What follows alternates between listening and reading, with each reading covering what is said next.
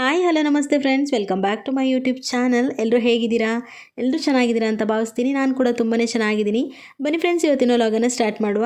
Vlog start ಮಾಡೋಕ್ಕಿಂತ ಮುಂಚೆ ಯಾರೆಲ್ಲ ನನ್ನ ಚಾನಲನ್ನು ಫಸ್ಟ್ ಟೈಮ್ ನೋಡ್ತಿದ್ದೀರಾ, ಪ್ಲೀಸ್ ಹೋಗಿ ಸಬ್ಸ್ಕ್ರೈಬ್ ಮಾಡ್ಕೊಳ್ಳಿ. ಹಾಗೆಯೇ ಪಕ್ಕದಲ್ಲಿ ಕಾಣ್ತಿರುವಂತಹ ಬೆಲ್ಲೈಕನನ್ನು ಒತ್ತಿ ಫ್ರೆಂಡ್ಸ್, ಯಾಕಂದರೆ ನಾನು ಹಾಕಿರುವಂಥ ಪ್ರತಿ ವೀಡಿಯೋಸ್ನ ನೋಟಿಫಿಕೇಷನ್ ನಿಮಗೆ ಮೊದಲು ತಲುಪುತ್ತೆ. ಬನ್ನಿ ಇವತ್ತಿನ ವಿಡಿಯೋನ ಸ್ಟಾರ್ಟ್ ಮಾಡುವ. ಈ ಒಂದು ವಿಡಿಯೋದಲ್ಲಿ ಏನು ಹೇಳಲಿಕ್ಕೆ ಹೊರಟಿದ್ದೀನಿ ಅಂದರೆ ಫ್ರೆಂಡ್ಸ್, ಈಗಾಗಲೇ ನಾನು ತುಂಬ ವಿಡಿಯೋಗಳನ್ನು ಮಾಡಿದ್ದೀನಿ ಹೆಣ್ಣು ಮಕ್ಕಳ ದೌರ್ಜನ್ಯದ ಬಗ್ಗೆ. ಅಂಥದ್ದೇ ಒಂದು ಘಟನೆ ನಮ್ಮ ರಾಜ್ಯದಲ್ಲಿ ಪುನಃ ನಡೆದಿದೆ.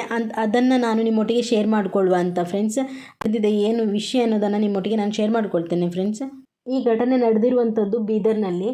ಒಂದು ಬಡ ಕುಟುಂಬ ತಂದೆ ತಾಯಿಯನ್ನು ಸಾಕುವಂತಹ ಪರಿಸ್ಥಿತಿ ಆ ಹೆಣ್ಣು ಮಗಳಿಗೆ ಬಂದಿರುವ ಕಾರಣ ಅವಳು ವಯಸ್ಸಿಗೆ ಬಂದಿರ್ತಾಳೆ. ಆ ಒಂದು ಪರಿಸ್ಥಿತಿಯನ್ನು ನೋಡಿ ಅವಳು ಪೆಟ್ರೋಲ್ ಬಂಕ್ನಲ್ಲಿ ಕೆಲಸಕ್ಕೆ ಅಂತ ಹೋಗಿರ್ತಾಳೆ. ದಿನನಿತ್ಯದಂತೆ ಅವಳು ಹೋಗುವ ಹಾಗೆ ಆ ದಿನವೂ ಕೂಡ ಕೆಲಸಕ್ಕೆ ಅಂತ ಹೋಗಿರ್ತಾಳೆ. ಹಾಗೆ ಒಬ್ಬನು ಬಂದು ಅವಳನ್ನು ಪುಸಲಾಯಿಸಿ ಕರೆದುಕೊಂಡು ಹೋಗಿ ಅವಳನ್ನು ಅತ್ಯಾಚಾರವನ್ನು ಮಾಡಿ, ಅವನ ಸಂಗಡಿಗರನ್ನೆಲ್ಲ ಕರೆದುಕೊಂಡು ಬಂದು ಅತ್ಯಾಚಾರವನ್ನು ಎಸಗಿ, ಆಮೇಲೆ ಅವಳೇನಾದರೂ ಮನೆಗೆ ಹೋಗಿ ವಿಷಯವನ್ನೆಲ್ಲ ಹೇಳ್ತಾಳೆ ಅನ್ನೋ ಕಾರಣಕ್ಕೆ ಅವಳ ತಲೆ ಮೇಲೆ ಕಲ್ಲನ್ನು ಎತ್ತಿ ಹಾಕಿ ಅವಳನ್ನು ಒಂದು ಜನಗಳು ಇಲ್ಲಿ ಕಾಣದಿರುವ ಹಾಗೆ ತೆಗೆದು ಬಿಸಾಡಿ ಹೋಗ್ತಾರೆ ಅವಳನ್ನು. ಈ ಘಟನೆ ನಡೆದಿರುವಂಥದ್ದು ಆಗಸ್ಟ್ 29ರಂದು. ಅವಳ ಬಾಡಿ ಸಿಕ್ಕಿರುವಂಥದ್ದು 1ನೇ ತಾರೀಕಿಗೆ. ಆ ಬಾಡಿಯನ್ನು ನೋಡುವಾಗ ಪೊಲೀಸರಿಗೆ ಭಯವಾಗುವಂತಹ ಸಿಚುವೇಷನಲ್ಲಿ ಇತ್ತು. ಅಂದರೆ ಕೊಳೆತ ಸ್ಥಿತಿಯಲ್ಲಿ ಪೊಲೀಸರಿಗೆ ಸಿಕ್ಕಿರುವಂಥದ್ದು. ಇಂತಹ ಘೋರ ಘಟನೆಗಳು ದಿನಕ್ಕೊಂದು ಆಗ್ತಾನೇ ಇದೆ. ಆದರೆ ನಮ್ಮ ಸರ್ಕಾರ ಮಾತ್ರ ಕಿವುಡರ ಹಾಗೆ ಸುಮ್ಮನೆ ಕೂತಿದೆ. ಅವರಿಗೆ ಬೇಕಾಗಿರುವಂಥದ್ದು ಚುನಾವಣೆಗಳು ಯಾವಾಗ ಬರುತ್ತೆ ನೋಡಿ, ಅಂತಹ ಸಮಯದಲ್ಲಿ ಏನಾದರೂ ಇನ್ಸಿಡೆಂಟ್ಗಳು ಆಯಿತು ಅಂದರೆ ಆವಾಗ ಮಾತ್ರ ತುಂಬಾ ವಾಯ್ಸ್ ರೈಸ್ ಮಾಡ್ತಾರೆ. ಹಾಗೆ ಹೀಗೆ ಅಲ್ಲಿ ಹಾಗೆ ಆಯಿತು, ಅದಕ್ಕೆ ನಾವು ಕ್ರಮ ಕೈಗೊಳ್ತೇವೆ, ಹಾಗೆ ಹೀಗೆ ಅಂತೆಲ್ಲ ಹೇಳ್ತಾರೆ. ಏನಾದರೂ ಅಕಸ್ಮಾತ್ ಚುನಾವಣೆ ಇಲ್ಲದ ಟೈಮಲ್ಲಿ ಇಂತಹ ಘಟನೆಗಳಾದರೆ ಅದರ ಬಗ್ಗೆ ಮಾತೇ ಆಡೋದಿಲ್ಲ. ಯಾಕೆ ಅಂದರೆ ಅವರು ಮಾಡುವಂಥದ್ದು ದುಡ್ಡಿಗಾಗಿ ಮಾತ್ರ ಅವರ ಸರ್ಕಾರವನ್ನು ಮಾಡುವಂಥದ್ದು. ಯಾವುದೇ ಕೂಡ ಜನರಿಗೆ ಉಪಯೋಗವಾಗುವಂಥದ್ದಾಗಿರ್ಬೋದು, ಜನರ ರಕ್ಷಣೆ ಆಗಿರ್ಬೋದು ಅವರಿಗೆ ಬೇಕಾಗಿಲ್ಲ. ನಮ್ಮ ಸರ್ಕಾರದಲ್ಲಿರುವಂಥವರಿಗೆ ಬೇಕಾಗಿರುವಂಥದ್ದು ದುಡ್ಡು ಮಾಡಬೇಕು, ಹಾಗೆಯೇ ಆಸ್ತಿಗಳನ್ನು ಮಾಡಬೇಕು, ಆ ಹಗರಣಗಳಲ್ಲಿ ಒದ್ದಾಡಬೇಕು. ಇದೆ ಇಷ್ಟೇ ಬಿಟ್ಟರೆ ಅವರಿಗೆ ಜನರ ಕಷ್ಟಗಳನ್ನು ಯಾವತ್ತೂ ಕೂಡ ಅರ್ಥ ಮಾಡ್ಕೊಳ್ಳಿಕ್ಕೂ ಕೂಡ ಇಲ್ಲ.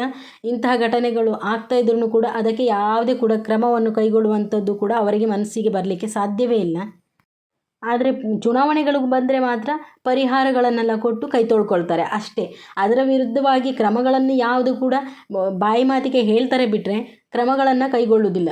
ಹಾಗೆಯೇ ನೀವು ಒಮ್ಮೆ ಯೋಚನೆ ಮಾಡಿ, ಹುಬ್ಬಳ್ಳಿಯಲ್ಲಿ ಆಗಿರುವಂಥ ಘಟನೆ ವಿರುದ್ಧ ನಮ್ಮ ಸರ್ಕಾರ ಎಷ್ಟೊಂದೆಲ್ಲ ಮಾತಾಡಿತು, ಎಷ್ಟೊಂದೆಲ್ಲ ಅವರ ಮನೆಗೆಲ್ಲ ಹೋಗಿ ಬಂದು ಎಲ್ಲ ಮಾಡಿದರು ನೋಡಿ. ಆ ಟೈಮಲ್ಲಿ ಚುನಾವಣೆ ಇತ್ತು, ಆದ ಕಾರಣ ಇವಾಗ ಯಾಕೆ ಯಾವುದು ಕೂಡ ಮಾತಾಡ್ತಾ ಇಲ್ಲ ಈ ವಿಚಾರವಾಗಿ. ಈ ಎಲ್ಲ ಘಟನೆಗಳನ್ನು ನೋಡ್ಕೊಂಡು ಬಂದರೆ ಅನಿಸೋದು ಒಂದೇ ಒಂದು, ನಮ್ಮ ಸೇಫ್ಟಿಯನ್ನು ನಾವೇ ಮಾಡ್ಕೋಬೇಕು, ನಮ್ಮ ರಕ್ಷಣೆಯನ್ನು ನಾವೇ ಮಾಡ್ಕೋಬೇಕೇ ಹೊರತಾಗಿ ಸರ್ಕಾರ ನಮ್ಮನ್ನು ರಕ್ಷಣೆ ಮಾಡುತ್ತೆ ಅನ್ನೋದನ್ನು ನಮ್ಮ ತಲೆಯಿಂದ ತೆಗೆದು ಹಾಕುವಂಥದ್ದೇ ಒಳ್ಳೆಯದು ಅಂತ ಕಾಣಿಸುತ್ತೆ. ಒಂದು ವರ್ಷದಲ್ಲಿ ಎಷ್ಟು ಪ್ರಕರಣಗಳಾಯಿತು ಲೆಕ್ಕಕ್ಕೆ ಇಲ್ಲ. ಈ ಸರ್ಕಾರ ಏನು ಮಾಡ್ತಿದೆ ಅನ್ನೋದನ್ನು ನಾನು ಯೋಚನೆ ಮಾಡುವಂಥದ್ದು. ಗೃಹ ಸಚಿವರು ಏನು ಕಣ್ಮುಚ್ಚಿ ಕೂತಿದ್ದಾರಾ ಅಂತ ನಾನು ಕೇಳ್ತೀನಿ. ಈ ವಿಡಿಯೋನ ಮಾಡಲಿಕ್ಕೆ ನನಗೆ ಸ್ವಲ್ಪ ಕೂಡ ಮನಸ್ಸಿರಲಿಲ್ಲ. ನಾವು ಎಷ್ಟೇ ವಿಡಿಯೋವನ್ನು ಮಾಡಿದ್ರೂ ಕೂಡ ಜಗತ್ತು ಬದಲಾಗುವ ಹಾಗೆ ಇಲ್ಲವೇ ಇಲ್ಲ. ದಿನಕ್ಕೊಂದು ಇಂತಹ ಘಟನೆಗಳು ನಡೀತಾನೆ ಇರುತ್ತೆ, ನಾವು ನೋಡ್ತಾನೆ ಇರಬೇಕಷ್ಟೇನೆ. ಇದಾಗಿತ್ತು ಫ್ರೆಂಡ್ಸ್ ಇವತ್ತಿನ ವಿಡಿಯೋ ಇಷ್ಟ ಆದರೆ ಲೈಕ್, ಶೇರ್, ಕಮೆಂಟ್ ಹಾಗೆ ಸಬ್ಸ್ಕ್ರೈಬ್ ಮಾಡೋದನ್ನು ಮಾತ್ರ ಮರಿಬೇಡಿ. ನಾಳೆ ಮತ್ತೊಂದು ಹೊಸ ವಿಡಿಯೋ ಜೊತೆ ಮತ್ತೆ ಸಿಗ್ತೀನಿ. ಅಂಟಿಲ್ ದೆನ್ ಟೇಕ್ ಕೇರ್, ಬಾಯ್.